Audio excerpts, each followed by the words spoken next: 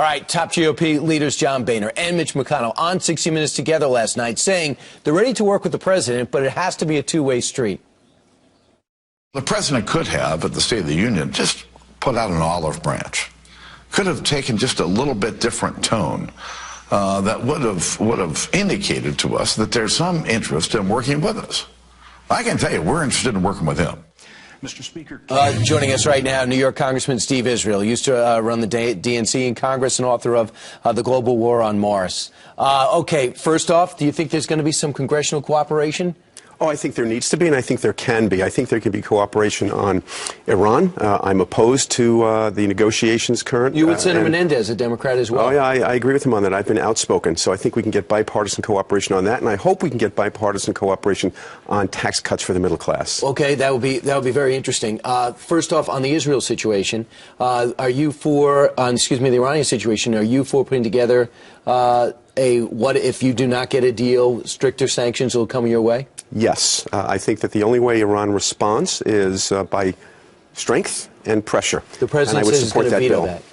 Well, he can veto it. That's his right as the president. It's my right to vote to override the veto. Well, do you believe that on other issues there might be Democrats and Republicans getting along in Congress? I hope on middle-class tax cuts. I think the middle class has really been squeezed. There's a sense that, you know, if you're rich, the government takes care of you. If you're poor, the government helps you out. But if you're somewhere in the middle, government hasn't done much for you. And what should the government do for the middle class? Tax cuts. And how do you get those tax cuts? You for what the president put forward, and that is increase the taxes on capital gains and other things on the upper class. I would support that if the capital gains rate goes back to where it was during the Reagan years. The capital gains rate in the Reagan years, at 28%, but during Clinton was 20. As long as we get those commensurate tax breaks for the middle class. I think our focus has to be paycheck relief for the middle class. People are looking at their pay stubs saying, I don't see the good news in this recovery. And I'm with you, and the numbers don't lie. You can't screw with the numbers. No one's wages have increased. The opportunities aren't there. A lot of people think if you let the upper class have their money, they have more businesses,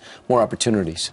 Well, you know, most small businesses are actually owned and operated by the middle class, and that's where I think we have to put the relief and the investment. Over the weekend, a White House official, unnamed White House official, came out and said Benjamin Netanyahu will pay the price for coming in and addressing Congress directly and not going through the president first, for accepting the invitation you guys put to him, John Boehner specifically.